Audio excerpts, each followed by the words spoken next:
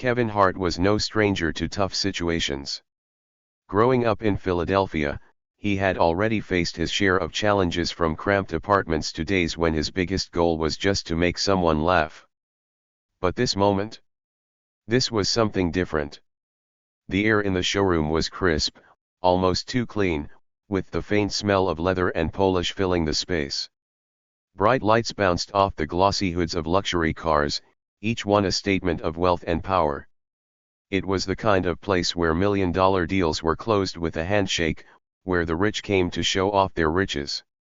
Yet, as Kevin Hart stepped through the wide glass doors, he felt something else in the air: judgment. Kevin wasn't the Kevin Hart everyone knows today. He didn't walk in as a household name or a world-famous comedian. Back then, he was still climbing the ladder, scraping by, working harder than anyone could imagine. In those days, people saw him and made snap judgments. Short guy. Regular clothes. Sneakers. Not exactly the type to afford anything in a place like this. He could feel their eyes on him as soon as he entered. It wasn't just the salespeople, though their sideways glances were impossible to miss. It was the customers too. A tall man in a tailored suit gave him a quick up and down look before returning to admiring a car worth more than Kevin's yearly rent. A couple near the reception desk whispered to each other, their eyes darting in his direction, before giggling softly. Kevin adjusted the strap of his backpack and kept walking. He wasn't about to let a few looks get to him. He had a goal, and he wasn't leaving until he reached it. But as he made his way deeper into the showroom, the weight of their stares started to grow heavier. A salesman finally approached him, his polished smile just a little too forced. "Can I help you?" the man asked, his tone sharp but polite enough to mask his doubt. Kevin gave a small grin. "Just looking around," he said casually, trying to keep the conversation light. The salesman's smile didn't falter, but Kevin noticed the way his eyes flickered, almost like he'd heard this story before. A random guy walks in, clearly out of place, pretending he's in the market for something he could never afford. The salesman wasn't rude exactly, but his next words came with a weight that Kevin couldn't ignore. "Well, sir," the man said, gesturing around the room, "these cars start at around $200,000. Just so you know." Kevin nodded slowly, taking in the man's carefully chosen words. He knew what he was really saying: "Don't waste my time." "Good to know," Kevin replied, his voice calm but firm. He didn't owe this guy an explanation. Not yet. As he wandered through the showroom, he took his time inspecting each car. The sleek curves, the bold designs, the sheer power that radiated from every inch of those machines. He could almost hear the engines roaring in his mind. But Kevin wasn't just looking at cars. He was paying attention to everything: the way the staff interacted with the well-dressed customers, the way their attitudes shifted when they thought no one was watching. He noticed the way the salesmen straightened their ties when an older man in a Rolex walked in, how their smiles grew wider and their voices softer. He couldn't help but laugh to himself. They were playing a game based on appearances. And right now, they thought he wasn't even on the board. Kevin reached the far corner of the showroom, where a deep blue convertible gleamed under the lights. It was stunning, every detail screaming luxury and status. He ran his fingers lightly over the edge of the door, feeling the cool metal beneath his fingertips. "That one's a V12, a voice said from behind him. Kevin turned to see another salesman, younger than the first but with the same air of smugness. 0 to 60 in under 4 seconds. A real beauty. But, the salesman hesitated, his eyes scanning Kevin's outfit. "It might not be what you're looking for." Kevin raised an eyebrow, amused. "And why's that?" he asked, crossing his arms. The young salesman shrugged, his smile slipping for just a moment. "Well, you know, we have some pre-owned models over there." He pointed vaguely toward the back corner of the showroom, where the older cars sat under dimmer lights. Kevin chuckled softly, shaking his head. Pre-owned, huh, he said, his voice light but with an edge. The salesman nodded, clearly feeling like he'd done his job. Yeah, great value. More, reasonable prices. Kevin didn't say anything for a moment. He just looked at the car again, taking it all in. Then, without another word, he turned and walked away, leaving the young salesman looking confused. Back at the entrance, the first salesman was leaning against the counter, chatting with a co-worker. They both stopped talking as Kevin approached, their eyes narrowing slightly. You know, Kevin said, his voice steady but carrying a hint of humor, it's funny. You spend your whole life working hard, trying to prove yourself, and people still want to judge you by what you're wearing. The first salesman blinked, clearly unsure of how to respond.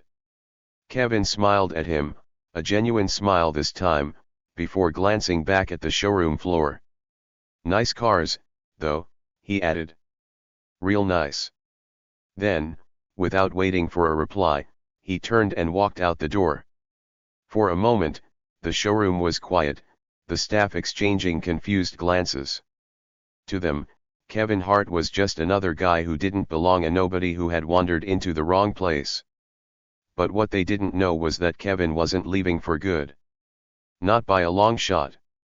Out in the parking lot, Kevin pulled out his phone and made a call. His voice was calm, even cheerful, as he spoke. Yeah, I'm here now, he said. And trust me, it's gonna be worth it. Just wait. What the salesman didn't realize, what none of them could have imagined, was that the man they had dismissed so easily was about to teach them a lesson they'd never forget. Sometimes, the loudest laughs come from the people you overlook. And Kevin Hart? He was about to get the last laugh. Kevin stood outside the dealership, letting the cool breeze hit his face. He wasn't angry, not anymore. In fact, he was smiling. The kind of smile that wasn't for anyone else to see, just a private moment of satisfaction. They had judged him, underestimated him, and written him off before he had even spoken a full sentence. But Kevin knew something they didn't. He wasn't the guy they thought he was. Not anymore. Kevin Hart had learned a lot about people over the years. Growing up in North Philly, you didn't just learn how to read books, you learned how to read people. How they talked, how they moved, how they treated you when they thought you had nothing to offer them. Today was no different. Those salesmen had sized him up in seconds, thrown him into a category, and dismissed him. But Kevin knew categories didn't define people, actions did. He glanced at his watch, a modest one, nothing too flashy. Timing was everything, and Kevin was about to make sure his timing was perfect. He took a few steps toward his car, a simple, beat-up sedan he'd been driving for years. It wasn't glamorous, but it got him where he needed to go. And right now, it was part of the plan. As he sat in the driver's seat, he couldn't help but replay the scene in his mind. The looks, the comments, the way they dismissed him without even trying to hide it. It wasn't the first time he'd experienced something like this, and he knew it wouldn't be the last. But that didn't make it any less frustrating. Kevin tapped his fingers on the steering wheel, letting out a small laugh. Man, if they only knew, he muttered to himself. It wasn't about the cars. It wasn't even about the money. It was about respect, the kind you earn, not the kind you demand. Kevin had worked hard for everything he had, and he wasn't about to let a couple of judgmental salesmen ruin his day. As he pulled out of the lot, he made another call. His voice was calm but deliberate. Hey, it's me, he said. Yeah, I'll be back in a bit. Let's make it big. Real big. The person on the other end laughed, clearly in on the plan. You sure about this? They asked. Kevin grinned, his confidence unmistakable. Oh, I'm sure. Trust me, they're not gonna forget this one. Back in the showroom. Inside the dealership, the sales staff had already moved on.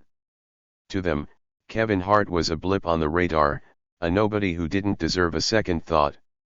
The young salesman who had steered him toward the pre-owned section was now busy charming another customer, a man in his late 40s wearing a designer suit. "I can assure you, sir, this is the best model in its class," the salesman said, his tone oozing with enthusiasm. "And for someone like you, it's a perfect fit." The customer nodded thoughtfully, running his hand along the hood of a sleek black sports car. The salesman beamed, convinced he was about to close the deal. Meanwhile, the first salesman, the one who had greeted Kevin, leaned against the reception desk, scrolling through his phone. He wasn't worried about missing a sale. In his mind, Kevin hadn't been worth his time. But as the minutes ticked by, something started to shift. The sound of an engine filled the air, low, deep, and unmistakably powerful. Heads turned as a car pulled up to the front entrance, its sleek design and polished finish impossible to ignore. It was the kind of car that didn't just arrive, it made an entrance. The receptionist stood up, craning her neck to get a better look. "Who's that?" she asked, her voice barely above a whisper. The first salesman shrugged, but his curiosity was piqued. He moved toward the glass doors, trying to get a better view. The car was stunning, unlike anything currently on the showroom floor. The engine cut off, and the doors swung open, both of them. From the driver's side, Kevin Hart stepped out, dressed in the same casual clothes, his sneakers scuffing lightly against the pavement. From the passenger's side emerged a man in a tailored suit, carrying a clipboard and looking every bit the part of an executive. Kevin adjusted his backpack and nodded to the suited man. "You got everything?" he asked casually. The man nodded, handing Kevin a folder. "All set, Mr. Hart." The words hung in the air, drawing the attention of everyone inside the dealership. "Mr. Hart." The first salesman blinked, his brain struggling to catch up. Kevin walked through the glass doors, the folder tucked under his arm. He didn't say anything at first, letting the moment sink in. The receptionist stared at him, her eyes wide. The young salesman froze mid-sentence, his customer forgotten. "Hey," Kevin said, his voice light but carrying an edge. "I was just here a little while ago. Thought I'd come back and take another look." The first salesman stepped forward, his smile returning, though it was now tinged with uncertainty. "Of course, sir. Let me know if there's anything I can help you with." Kevin's eyes sparkled with mischief. "Oh, I think you've done enough." A shift in the air. Kevin walked past the reception desk, heading straight for the deep blue convertible he'd admired earlier. The young salesman, now pale, stood frozen in place as Kevin approached the car. "This one's nice," Kevin said, running his fingers along the hood just as he had before. 0 to 60 in under 4 seconds, right?" The young salesman nodded, his throat dry. "Why yes, sir." Kevin smiled, leaning casually against the car. "I'll take it." "Full cash." The room fell silent. For a moment, it felt like time had stopped. The first salesman's jaw dropped. "Wait, what?" he stammered, his polished demeanor cracking. Kevin shrugged, his expression calm but undeniably smug. "I said I'll take it. Full cash. Unless, of course, you've got something better to show me." The suited man who had arrived with Kevin stepped forward, holding out a tablet. "Here are the payment details, Mr. Hart," he said. Kevin nodded, glancing at the tablet before handing it back. "Perfect. Let's wrap this up." The sales staff scrambled into action, their previous arrogance replaced with a frantic need to please. Kevin watched them with quiet amusement, his arms crossed as they fumbled through paperwork and whispered urgently to one another. But Kevin wasn't done yet.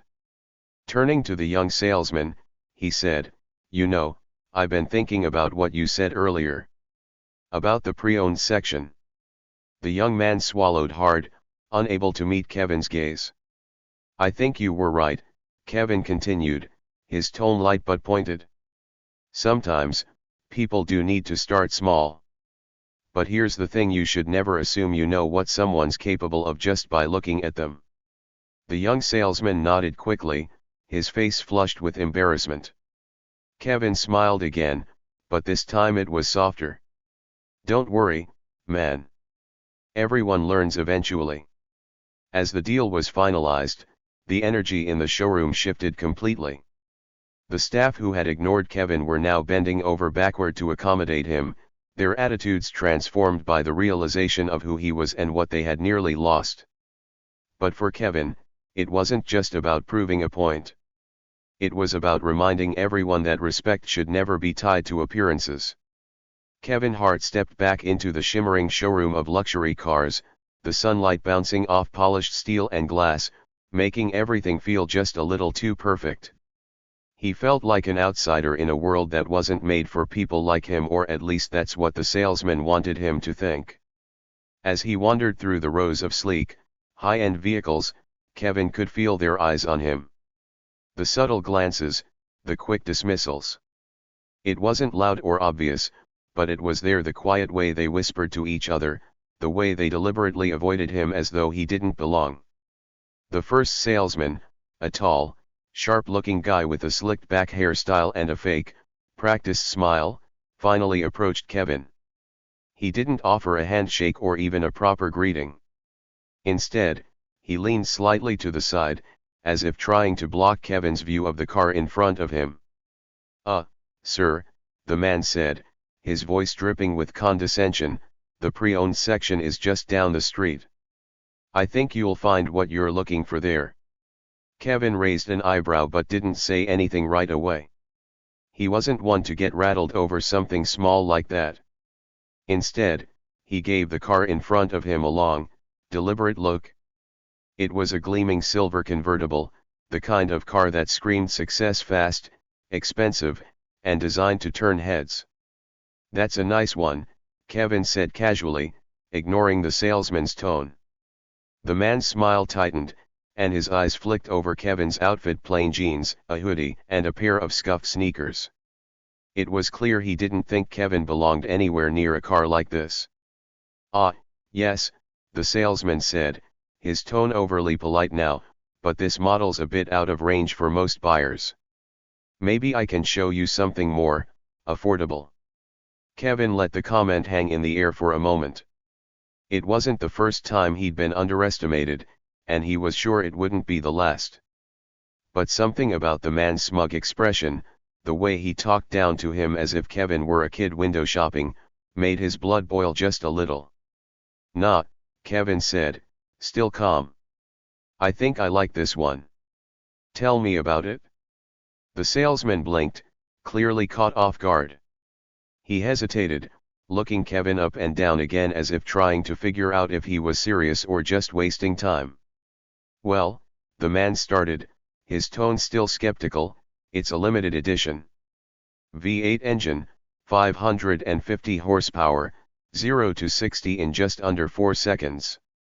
Fully loaded. But, he paused, his fake smile returning. "Let's just say it's not exactly priced for casual buyers." Kevin nodded, pretending to be impressed. "How much we talking?" The salesman tilted his head, clearly reluctant to answer. "North of $200,000, he said finally, as though that number would scare Kevin off. Kevin let out a low whistle, pretending to be overwhelmed. "That's steep," he said, leaning back. "But I like it. You take cash." The salesman's laugh came too quickly, too loudly. It wasn't a genuine laugh, it was the kind of laugh that said, "Oh, you're joking, right?" "Cash," the man repeated, his tone openly mocking now. "I mean, sure, we take cash, but, let's be realistic here. Cars like this? They're usually reserved for serious buyers." Kevin's smile faded just a little, but he didn't lose his composure. "And what makes you think I'm not serious?" he asked, his voice calm but firm. The salesman's expression faltered for a moment, but he quickly recovered. No offense, he said, though the words sounded anything but genuine. I just don't want to waste your time or mine. These kinds of cars, well, they're not for everyone. Kevin stared at the man for a moment, letting his words sink in. There it was, that quiet arrogance, the subtle way people tried to put you in a box, to tell you where you did and didn't belong. It wasn't the first time Kevin had faced this kind of treatment. Growing up in North Philly, he'd seen it all: teachers who didn't believe he had potential, bosses who underestimated him, people who judged him before he even opened his mouth. And now, even with everything he'd achieved, here it was again, staring him in the face. But Kevin wasn't the kind of guy to back down from a challenge. He smiled, stepping closer to the car. You're right, he said casually. This car isn't for everyone. But I think it's just my style. Before the salesman could respond, another voice cut through the tension. Excuse me, said a deep, commanding voice.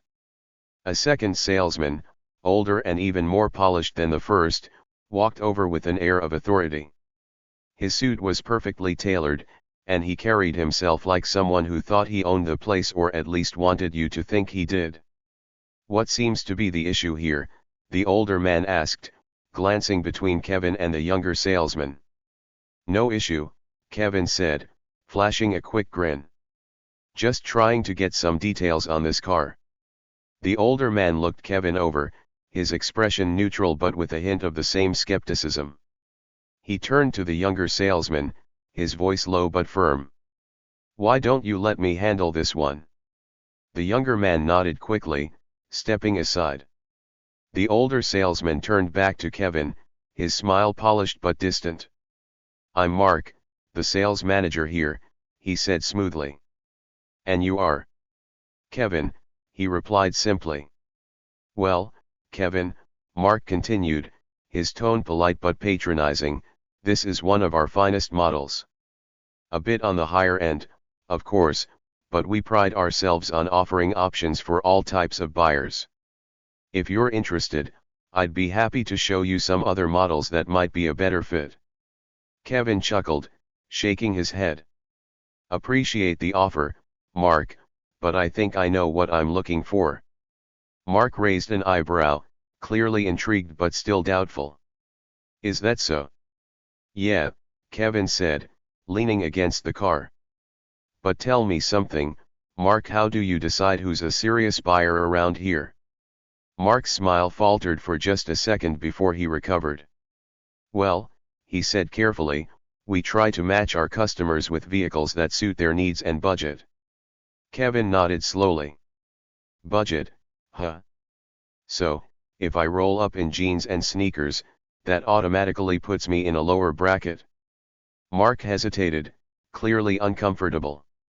Not at all, he said quickly.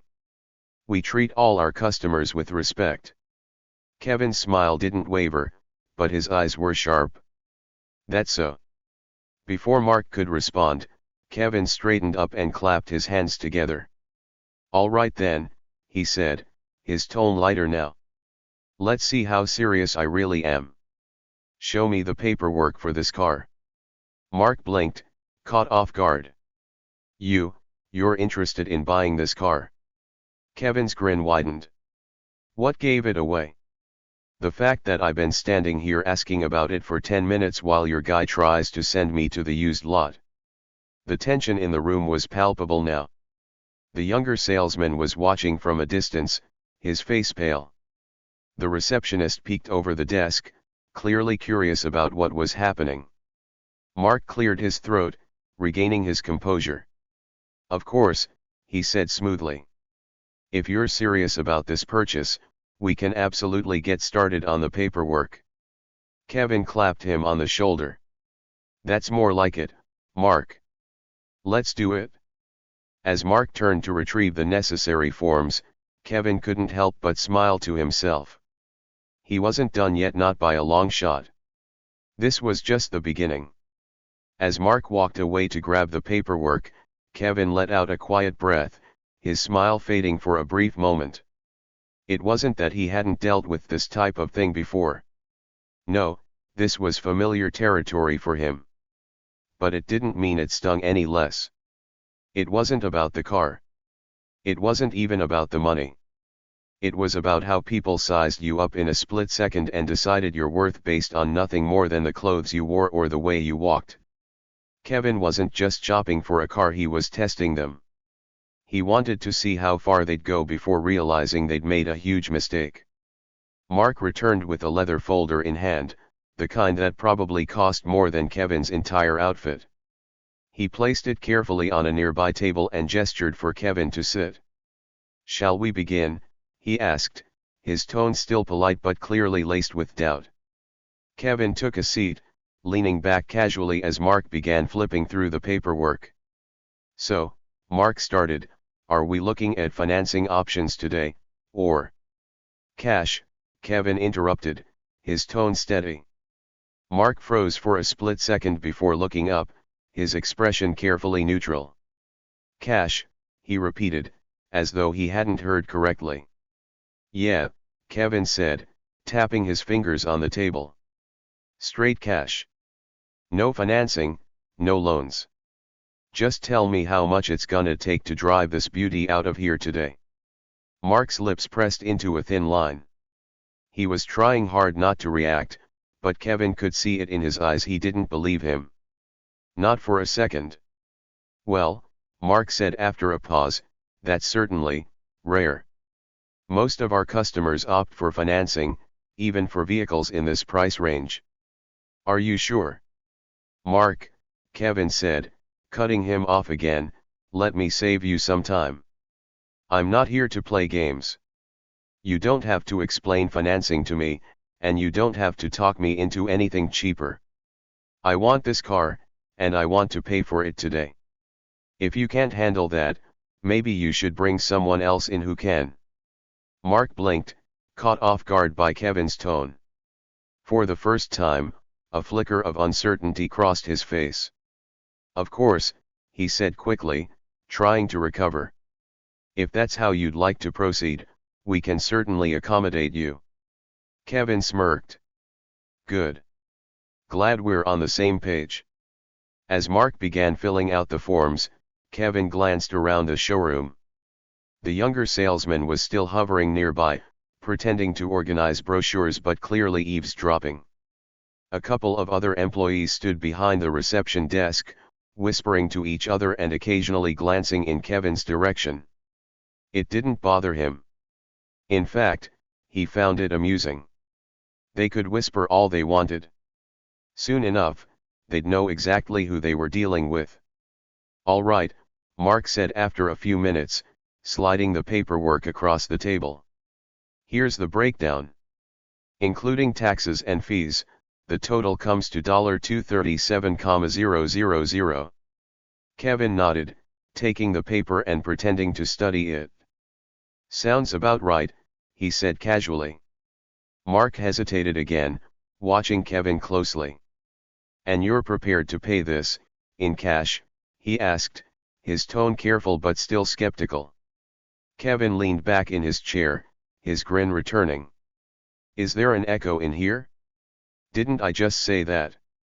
Mark forced a chuckle, though it didn't reach his eyes. "Of course. I just want to make sure everything's in order." "Trust me," Kevin said, his tone firm. "Everything's in order." For a moment, neither of them spoke. The tension in the air was thick enough to cut with a knife. Kevin could tell Mark was still trying to figure him out, still trying to decide whether this was some kind of elaborate joke. Finally, Mark cleared his throat and stood up. "Well then," he said, forcing another smile. "If you'll excuse me, I'll need to get approval from our finance department before we can proceed." Kevin raised an eyebrow. "Approval? I thought this was a cash deal." "It is," Mark said quickly, "but for transactions of this size, we have certain protocols we need to follow. It's standard procedure." Kevin didn't buy it for a second, but he didn't argue. Instead, he gave Mark a nod. "Go ahead. Take your time." As Mark disappeared into the back office, Kevin sat back in his chair and glanced around the showroom again. The younger salesman was still lingering nearby, pretending to be busy but clearly listening in. Kevin decided to have a little fun. "Hey," he called out, his voice light but loud enough to carry. The younger man jumped, clearly not expecting to be addressed. Yes," he said, stepping forward reluctantly. Kevin gestured to the car he'd been admiring earlier. "You know anything about this model?" The man hesitated, glancing toward the back office as if looking for permission. "A little," he said finally. "What do you want to know?" Kevin leaned forward, his grin widening. "How fast do you think I can get this thing up to on the freeway?" The younger man blinked, clearly unsure how to respond. "Well, I mean, it's got a top speed of over 200 miles per hour, but..." Kevin laughed, cutting him off. "Relax, man. I'm just messing with you." The younger man managed a weak smile, but he still looked uncomfortable. Kevin decided to let him off the hook, leaning back in his chair again. "So," Kevin said after a pause, "you ever see a cash deal like this before?" The man hesitated again, clearly unsure how to answer. "Not really," he admitted finally. Kevin nodded, pretending to be deep in thought. "Yeah, didn't think so." The man shifted awkwardly, clearly eager to escape the conversation. Kevin let him go, watching with amusement as he scurried back to the reception desk. Back in the office, Mark was pacing. He wasn't used to this kind of situation, someone walking in off the street, dressed like they'd just come from a basketball game, and casually talking about dropping over $200,000 in cash. It didn't make sense. "Do you think he's serious?" one of his colleagues asked, peeking into the office. Mark hesitated, rubbing his chin. "I don't know," he admitted. "But something about him," he trailed off, shaking his head. "Should we call security?" the colleague asked, half joking. Mark shot him a look. "Let's not get ahead of ourselves. If he's serious, we don't want to offend him. But if he's not..." He didn't finish the sentence, but the implication was clear. Out on the showroom floor, Kevin was still waiting, his patience starting to wear thin. He didn't mind being underestimated, he was used to that, but he didn't appreciate being ignored. Finally, Mark returned, his smile forced but still intact. "Thank you for your patience, Mr. Hart," he said smoothly. Kevin raised an eyebrow. "Oh, we're on a last-name basis now? Fancy." Mark chuckled awkwardly, clearly unsure how to respond. "I've spoken with our finance team," he said, ignoring the comment, "and we're ready to proceed. If you'd like to finalize the payment, we can have the car ready for you within the hour." Kevin stood up, his grin widening. "Now we're talking." As he followed Mark toward the payment desk, he couldn't help but glance back at the younger salesman, who was now watching the scene with wide eyes. Kevin gave him a wink, enjoying the look of disbelief on the man's face. This wasn't just about buying a car anymore. It was about making a point. Kevin leaned casually against the payment counter, watching Mark shuffle through forms and checklists. The room felt heavier now, as if the tension between them had solidified into something almost tangible. Mark's carefully composed smile hadn't faltered, but Kevin could sense the cracks forming beneath it. He wasn't rushing this moment. No, Kevin had learned long ago that patience was a powerful tool. Let them squirm, he thought, as he lazily scanned the room. The younger salesman was back at his post, pretending to be engrossed in a brochure. But every few seconds, Kevin caught him glancing over, his curiosity barely masked. Behind the glass walls of the manager's office, a man in a tailored suit stood watching as well, his expression unreadable. Kevin met his gaze briefly, then looked away, his smile growing just a little wider. Mark cleared his throat, breaking the silence. "All right, Mr. Hart," he said, laying out a stack of papers. "If you'll just sign here, we can proceed to finalize the payment." Kevin stepped forward but didn't reach for the pen. Instead, he placed his hands on the counter and leaned in slightly. "You sure you're ready for this, Mark?" he asked, his tone light but edged with something sharper. Mark blinked, caught off guard. "Excuse me." Kevin shrugged, gesturing vaguely at the papers. "This is a big deal, right? A cash purchase on a car like this. Don't you want to double check? Maybe call your boss one more time? Just to be safe." Mark hesitated, his confidence wavering for a fraction of a second.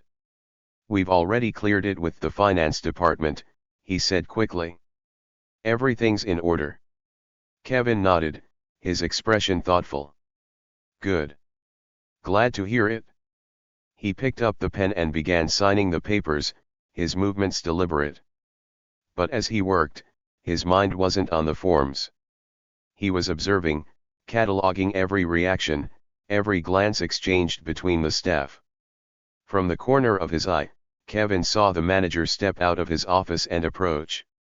The man moved with the practiced authority of someone who was used to being in charge, his polished shoes clicking softly against the tiled floor. "Mr. Hart," the manager said smoothly as he reached the counter. "I'm Richard Stanton, the dealership's general manager. I just wanted to personally thank you for choosing us today." Kevin straightened up, turning to face him. "Well, Richard, I appreciate that," he said, his tone friendly but not overly warm. "Seems like you've got a good operation here." Richard smiled, though it didn't quite reach his eyes. "We do our best," he said. "Mark has been taking good care of you, I hope." Kevin glanced at Mark, who was now visibly tense. "Oh, Mark's been interesting," he said, his grin widening. "We've had some fun, haven't we, Mark?" Mark forced a laugh that sounded more like a cough. "Yes, of course," he said quickly. Kevin let the silence hang for a moment before turning back to Richard. "You know," he said, lowering his voice slightly, "it's always fascinating to me how people treat you when they think you're nobody." Richard's smile faltered, just for a split second. "I'm not sure I follow," he said carefully. Kevin leaned in slightly, his tone casual but loaded with implication. "Don't worry, Richard. You will." Over the next half hour, Kevin let the tension build, playing his role to perfection. He didn't rush, didn't argue, didn't demand anything.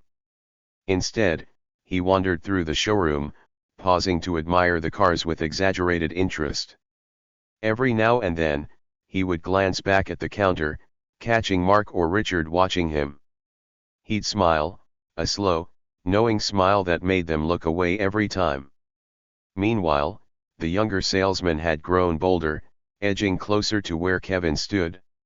He wasn't trying to sell anything now, he just wanted to be near enough to listen. "Nice car, huh?" Kevin said suddenly, making the young man jump. Yeah," the salesman stammered, clearly caught off guard. "It's, one of our top models." Kevin nodded, pretending to study the car's sleek curves. "You ever driven one of these?" The young man hesitated, then shook his head. "No, sir. I don't think I'd even know how to handle it." Kevin chuckled, the sound low and genuine. "Well, stick around, kid. You might learn something today." The salesman frowned, clearly confused. But Kevin didn't elaborate. Instead, he moved on to the next car, leaving the young man staring after him. Back at the counter, Mark was growing visibly agitated. He kept glancing toward Richard, who stood nearby with his arms crossed, his expression unreadable. "What's he doing?" Mark whispered under his breath. Richard didn't answer. He was watching Kevin with narrowed eyes, his mind working furiously. Something about this man didn't add up, and it was starting to make him nervous. Finally, Kevin returned to the counter, his grin as wide as ever. "All right, gentlemen," he said, clapping his hands together. "Let's wrap this up, shall we?" Mark jumped, fumbling with the paperwork. "Of course," he said quickly. "We're ready whenever you are." Kevin nodded, pulling out his phone. "Perfect. Just need to make one quick call before we finish." He stepped away, dialing a number and putting the phone to his ear. As he spoke, his voice was low enough that the others couldn't hear, but his tone was calm and confident. When he returned a few minutes later, he was still smiling. "All set," he said, sliding his phone back into his pocket. "You should be getting a confirmation any second now." Mark frowned, clearly confused. "Confirmation?" Kevin tilted his head, feigning surprise. "Yeah. You know, for the payment. My assistant just wired the full amount to your account." Mark's eyes widened. "Wired," he repeated, his voice cracking slightly. Richard stepped forward, his expression sharp. "Mr. Hart," he said carefully, "if you've made a payment, we'll need to verify it before we can proceed."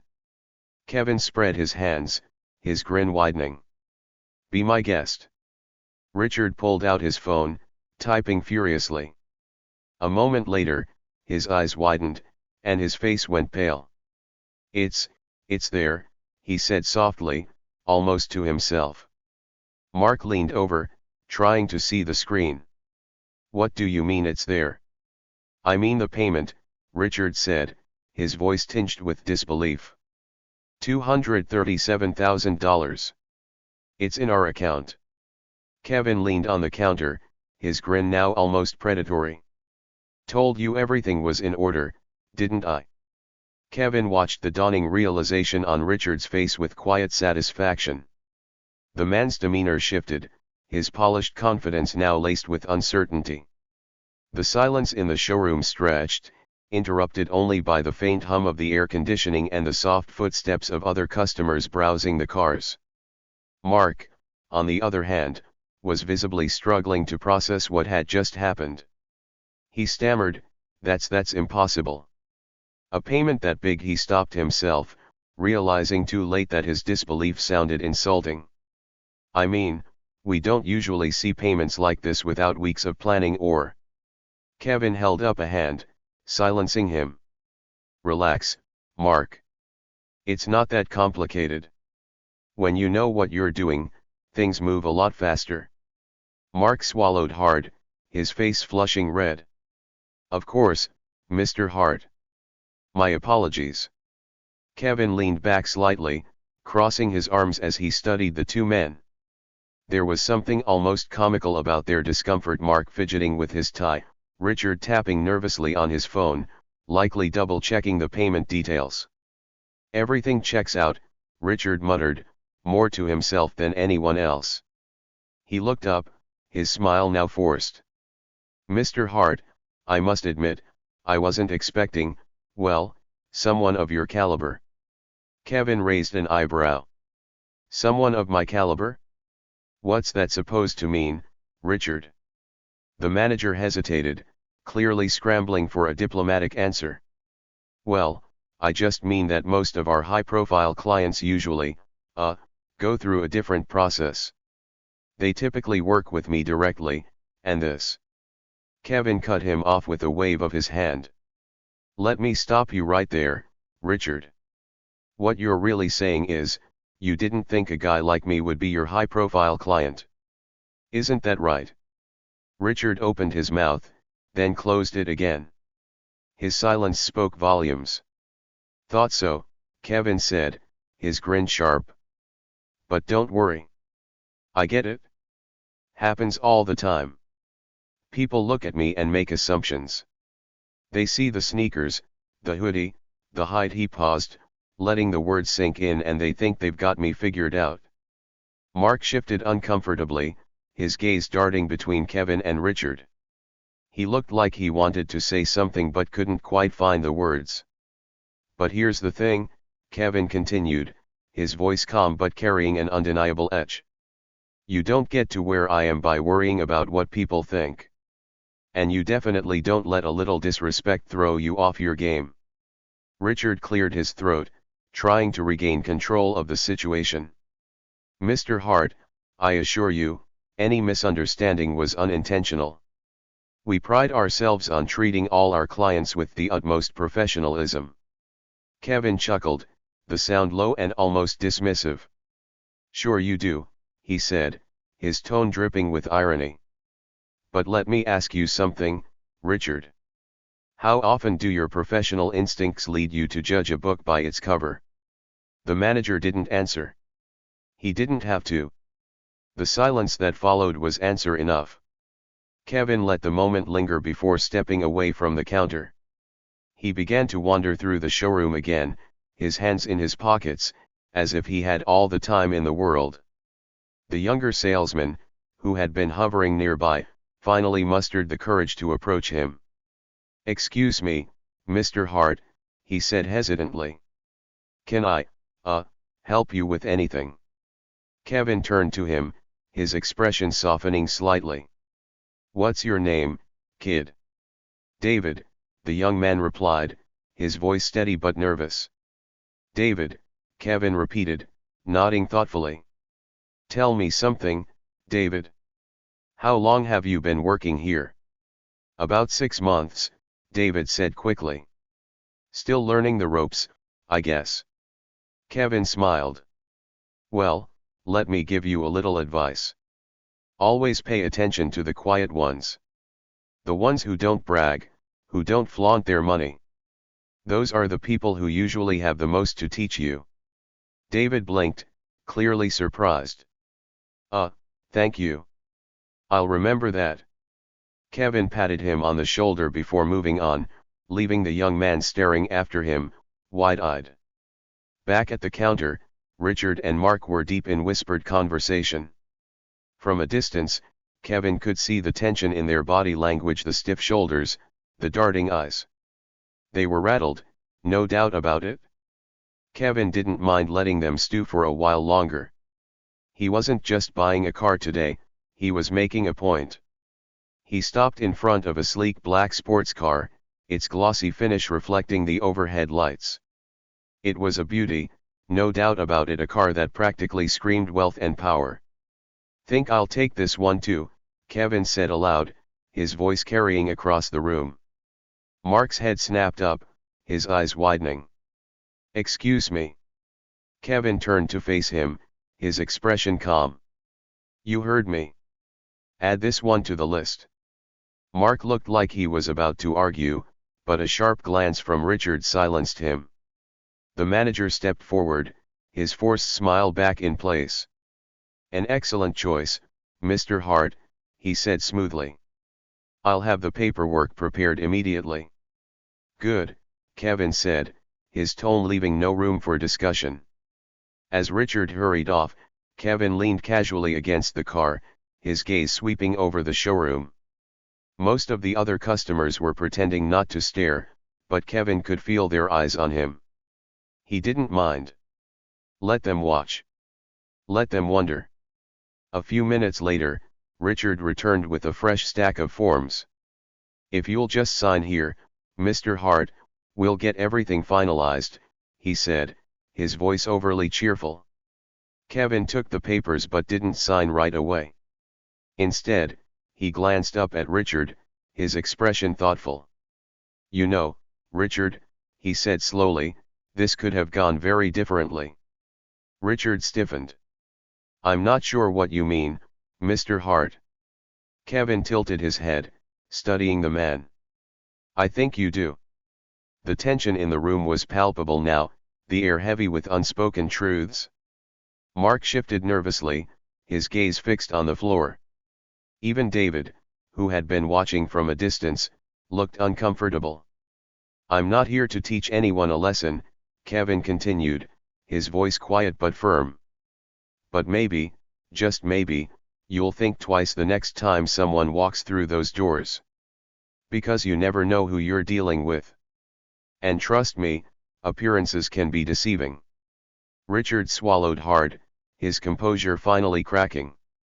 You're absolutely right, Mr. Hart, he said quickly. We'll make sure this kind of misunderstanding doesn't happen again. Kevin smiled, but it didn't quite reach his eyes. Good.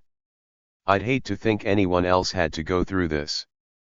The rest of the transaction went smoothly, the staff now falling over themselves to accommodate Kevin's every request. When it was all said and done, Kevin left the dealership with not one but two luxury cars and a story that would undoubtedly circulate among the staff for years to come. But for Kevin, it wasn't just about the cars. It was about reminding people that respect shouldn't be reserved for those who look the part. As he slid into the driver's seat of his new car, he couldn't help but chuckle. Sometimes, he muttered to himself, you've gotta let them underestimate you. Makes the payoff that much sweeter. With that, he started the engine, the powerful roar turning heads as he pulled out of the showroom. Would you like me to keep adding more subtle revelations or pivot toward the climax and big reveal? The tension in the dealership was at an all-time high. The quiet murmur of customers admiring the luxury cars was punctuated by the occasional sound of keyboards clicking and the hum of the air conditioner. Yet, in the center of it all, the air felt heavy, as if everyone was waiting for something to happen. Kevin Hart stood near the counter, leaning against the polished surface. His relaxed posture was a stark contrast to the tightly wound energy of Richard, the manager, and Mark, the disgruntled salesman. Both men looked as though they were holding their breath, trying to maintain a veneer of control while uncertainty gnawed at the edges of their confidence. Kevin glanced at his watch, a subtle but deliberate gesture that only added to the suspense. You know, he began, his voice casual, I'm still waiting for that apology. Richard flinched, his forced smile faltering for a brief second. Apology. He repeated, as if the word itself was foreign to him.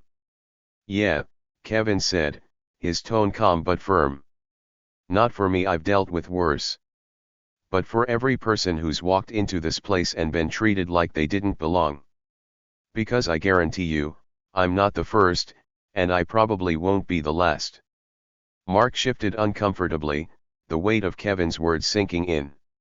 He opened his mouth to say something, but before he could, the loud, unmistakable sound of an engine revving outside shattered the tension like glass. Heads turned toward the glass doors of the showroom, where a sleek, custom Lamborghini in a striking midnight blue rolled up to the curb. The car was a showstopper, its curves gleaming under the afternoon sun. The engine purred as it came to a stop, and the valet, dressed sharply in a black uniform, stepped out quickly to open the driver's door.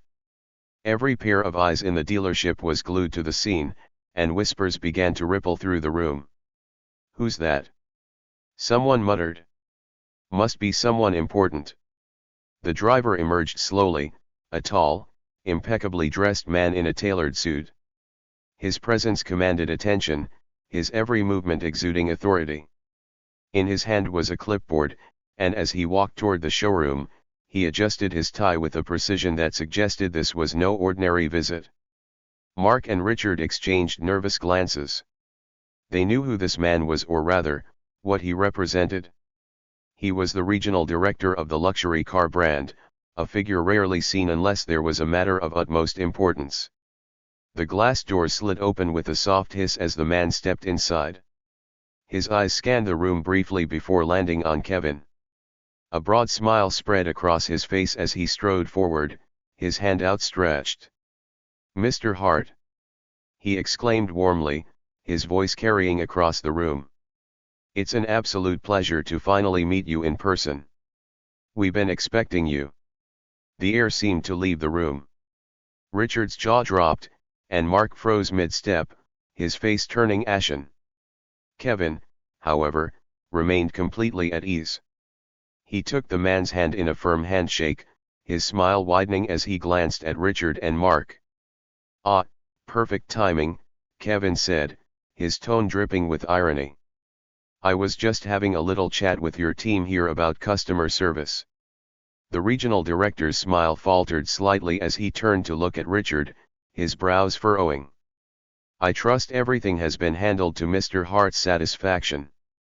he asked, his voice laced with a subtle edge that made Richard pale even further. Richard stammered, struggling to find the right words. "Why yes, of course. There was a minor misunderstanding earlier, but it's all sorted now." Kevin tilted his head, his expression thoughtful. "I wouldn't exactly call it sorted," he said, his voice calm but pointed. "But I'm sure you'll handle it moving forward." "Right, Richard." The regional director's gaze hardened as he turned back to Kevin. "Rest assured, Mr. Hart, any issues you've encountered today will be addressed immediately. This dealership prides itself on excellence, and I won't tolerate anything less." Kevin nodded, seemingly satisfied. "Good to hear. Because I've got big plans, and I need partners who know how to deliver." The regional director smiled again, though there was a hint of tension in his demeanor.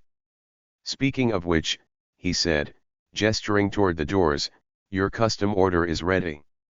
Would you like to see it?" "Absolutely," Kevin said, his excitement genuine as he pushed away from the counter. He turned to Mark and Richard one last time, his grin sharp. "You boys might want to come along. You could learn a thing or two." The group stepped outside, where the Lamborghini was now joined by two additional luxury cars, an Aston Martin and a Rolls-Royce, both in custom colors with sleek finishes that gleamed like polished jewels. A small team of attendants stood nearby, each one holding a tablet or clipboard, ready to assist. Kevin walked up to the Lamborghini first, running his hand along the hood. "You know," he said, his voice carrying a note of satisfaction, "when I first came here, I wasn't sure if this was the place for me. But looking at these beauties now, I'd say it was worth the trouble." The attendants began detailing the features of each car: custom interiors, state-of-the-art technology, hand-stitched leather, and engines powerful enough to make even the most seasoned car enthusiast's heart race. Kevin listened attentively, nodding occasionally, but his focus remained on the stunned faces of Richard and Mark. "These are all yours?" Mark blurted out, his voice cracking slightly. Kevin turned to him, his expression unreadable. "What can I say? I've got a thing for nice cars." Richard looked like he wanted to disappear into the ground. "Mr. Hart, I can't tell you how sorry I am for earlier. If I had known." Kevin held up a hand, cutting him off. "If you had known what?" "That I wasn't here to waste your time. That I could afford more than you make in a year." His tone wasn't angry, it was calm, almost conversational. And that made it hit even harder. "That's the problem, Richard.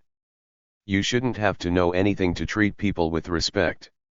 Richard's face turned a deep shade of red, and he nodded stiffly. "You're absolutely right, Mr. Hart. I promise, this won't happen again." Kevin let the moment hang in the air for a beat before breaking into a smile. "Good. I'd hate to have to come back here and teach this lesson twice." The regional director, sensing the tension, stepped forward. "Let's not dwell on the past," he said smoothly. "Today is about celebrating Mr. Hart's impeccable taste and his continued partnership with our brand." Kevin chuckled, the sound light and genuine. "Now that I can toast to," he said, climbing into the driver's seat of the Lamborghini. The engine roared to life with a growl that sent a ripple of excitement through the small crowd. As Kevin drove off, followed by the attendants in the other two cars, he couldn't help but smile. It wasn't just about the cars or the money, it was about proving a point. Respect, he thought, wasn't just for the people who looked the part. It was for everyone. And he'd made sure they wouldn't forget it. The roar of the Lamborghini's engine echoed through the dealership's parking lot, leaving a trail of awestruck silence in its wake. Kevin glanced in the rearview mirror and saw the astonished expressions of Richard and Mark growing smaller as he drove off. The satisfaction blooming inside him wasn't just about the purchase, it was about the lesson he'd just delivered. But this wasn't the end of the story. Kevin wasn't one to simply walk away after making a point. No, he wanted to ensure that what had happened today didn't just stay in the memories of a couple of smug salespeople, it had to ripple out, leaving a broader impact.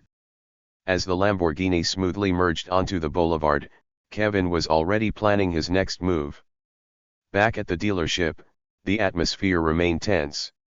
Richard and Mark exchanged awkward glances, their usual arrogance stripped away. The regional director's expression was stony, his disappointment palpable. "I'll be conducting a full review of this dealership," he announced, his voice cold and authoritative. "This isn't just about one client. It's about how we treat every person who walks through those doors. I'll make sure corporate hears about today's incident." Richard opened his mouth to protest but thought better of it, nodding meekly instead. Mark, meanwhile, stared at the ground, his earlier bravado nowhere to be found. "Consider this your wake-up call," the director added, his gaze sharp. "You're lucky Mr. Hart is a class act. If it had been someone else, this could have gone public, and trust me, the fallout would have been devastating." The next day, Kevin sat in his home office, scrolling through photos of the dealership and its staff. With a few phone calls, he'd learned everything he needed to know about their reputation. The reviews painted a clear picture. This wasn't an isolated incident. Story after story detailed similar experiences, dismissive attitudes, judgmental stares, and a culture that catered only to the ultra-rich who looked the part. Kevin leaned back in his chair, tapping his pen against the desk. He wasn't someone who enjoyed dwelling on negativity, but this was bigger than him. It was about creating a conversation, about standing up for the people who couldn't. He picked up his phone and dialed his publicist. "I've got an idea," he began, a smile creeping onto his face. "And it's gonna shake things up." A week later, the dealership woke up to find itself at the center of a media storm. Headlines splashed across entertainment sites read, "Kevin Hart calls out luxury car dealership for discrimination, here's what happened." The accompanying video, filmed by Kevin himself, was a masterclass in storytelling. In the video, Kevin started by sharing his experience in the dealership, his tone calm but pointed. "Now, let me be clear," he said, leaning into the camera, "this isn't about money. It's about respect. I've been blessed to come a long way in life, but not everyone gets that chance. And when someone walks into a place like that, they should be treated with kindness, not judged based on how they look or what they wear." The video cut to clips of Kevin's new cars being delivered, each one more stunning than the last. "The irony," Kevin said with a chuckle. "These are the same cars they thought I couldn't afford. But here's the thing, they're not the only dealership in town. So, if you're looking for luxury and respect, let me tell you about some better options." He ended the video with a heartfelt message. To anyone who's ever felt dismissed, overlooked, or judged, don't let it dim your light. Keep shining, and make them see you for who you really are. The response was overwhelming. Fans flooded social media with messages of support, sharing their own stories of being underestimated. Influencers and celebrities chimed in, praising Kevin for using his platform to highlight an important issue. And as for the dealership, their phones were ringing off the hook, but not with customers. The backlash was swift and unforgiving, with people vowing to take their business elsewhere. Amid the media frenzy, Kevin received a call from the regional director. "Mr. Hart," the man began, his voice measured, "I want to personally apologize for everything that happened. We're committed to making things right, starting with an overhaul of our staff and policies." Kevin listened patiently, then replied, "I appreciate the effort, but actions speak louder than words. Show me you're serious, and maybe we'll talk." The regional director promised a full transformation, but Kevin wasn't convinced. He knew this was just the beginning. If they wanted to earn back trust, they'd have to do more than apologize, they'd have to prove it. Over the next few months, Kevin doubled down on his message. He partnered with organizations that promoted equality in the workplace, donated to initiatives that empowered underprivileged communities, and used his social media platforms to amplify stories of resilience and triumph. Each move was a reminder that respect wasn't just about wealth or status, it was about humanity. Meanwhile, the dealership underwent a major overhaul.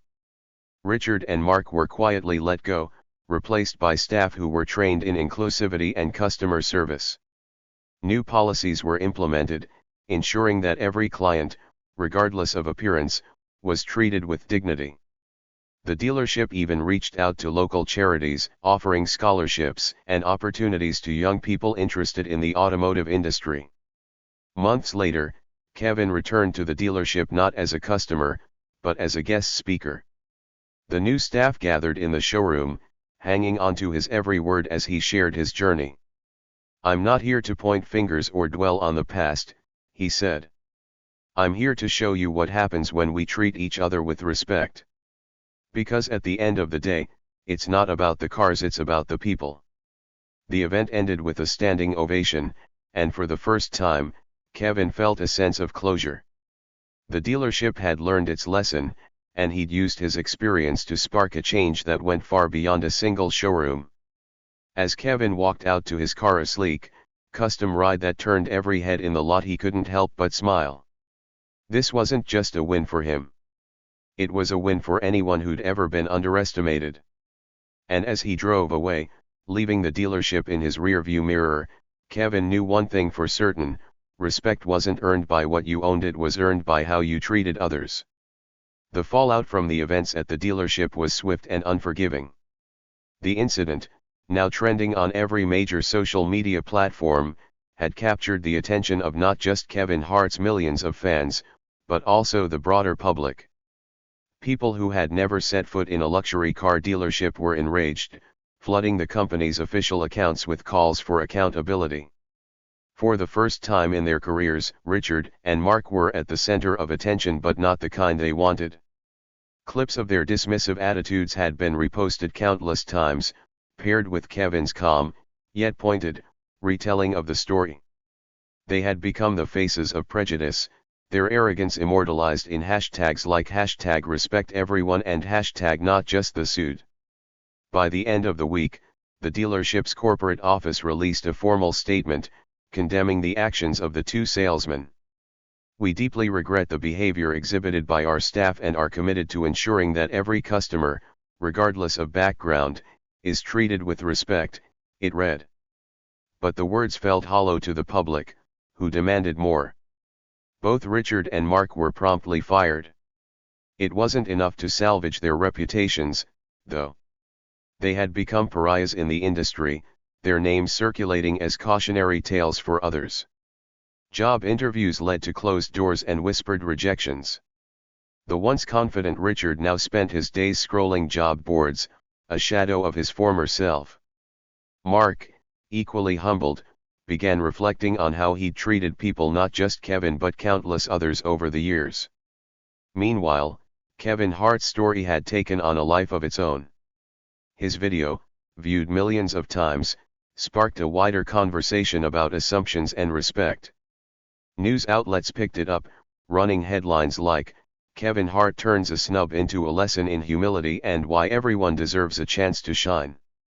The dealership, desperate to regain public trust, reached out to Kevin with a proposition: they wanted him to partner with them in rebranding their image. They offered charitable donations, revised policies, and new initiatives aimed at creating an inclusive customer experience. Kevin, however, wasn't easily swayed. "This isn't about fixing your image," he told them in a private meeting. "It's about changing your culture. If you're serious, show me actions, not words." The dealership followed through. A mandatory inclusivity training program was launched for all employees. Discounts were offered to community members from diverse backgrounds who might otherwise have been hesitant to visit a luxury dealership. They even partnered with organizations that provided mentorship and career opportunities for underprivileged youth in the automotive industry. The transformation of the dealership wasn't just a win for the customers, it was a validation of Kevin's perseverance. The media hailed him as more than a comedian, calling him a role model who stood up for what was right. Kevin himself took it all in stride, focusing not on the praise but on the impact. During a televised interview, he reflected on the experience. "I didn't do this to call anyone out or make a scene," he said. "I did it because respect is something we all deserve. You don't need to be rich, famous, or dressed to the nines to be treated like a human being." Months after the incident, Kevin hosted a charity gala to celebrate the changes sparked by his stand. Held at a sprawling venue in Los Angeles, the event featured an auction of luxury cars, with all proceeds going to community programs. Among the attendees were celebrities, philanthropists, and, notably, a few employees from the dealership. As Kevin took the stage to address the crowd, he spoke not just about cars or dealerships, but about the broader lessons to be learned. "Life isn't about what you drive or how much you make," he said, his voice carrying through the room. "It's about the connections you create, the respect you give, and the legacy you leave behind." The crowd erupted into applause. For Kevin, this was more than just a personal victory, it was a chance to inspire others to stand tall and demand fairness. Richard, now working at a modest car lot far removed from the luxury brands he once represented, stumbled upon the coverage of Kevin's gala while scrolling through his phone one evening. Watching Kevin speak with such passion and purpose brought an uncomfortable knot to his stomach. For the first time, he truly understood the impact of his actions that day in the showroom. "Maybe I deserved this," Richard muttered to himself. But even as the weight of regret settled on his shoulders, he couldn't help but feel a spark of hope. If Kevin Hart could rise above and turn adversity into action, perhaps he, too, could start anew. The dealership's transformation didn't go unnoticed. Other luxury dealerships in the area began re-examining their policies, wary of falling into the same trap. Across industries, businesses started taking a closer look at their customer service standards, inspired by the widespread attention Kevin's story had garnered.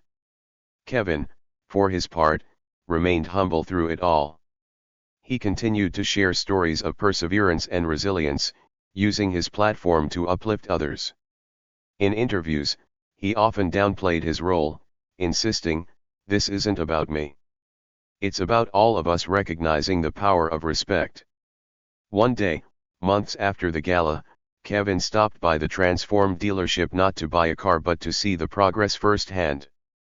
The staff greeted him warmly, not with the overzealous flattery reserved for celebrities, but with genuine respect. As Kevin toured the showroom, now featuring a wall dedicated to their community initiatives, the manager approached him.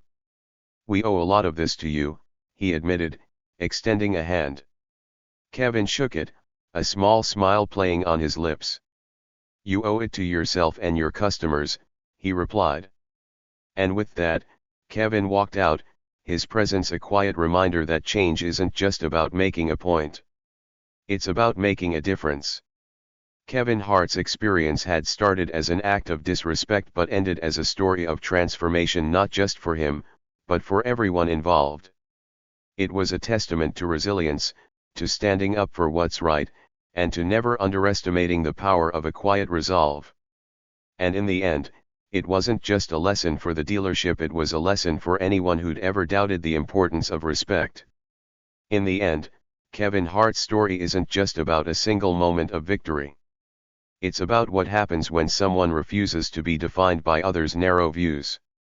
It's about how one small act of standing up for yourself can spark a chain reaction that changes not just your life, but the lives of those around you.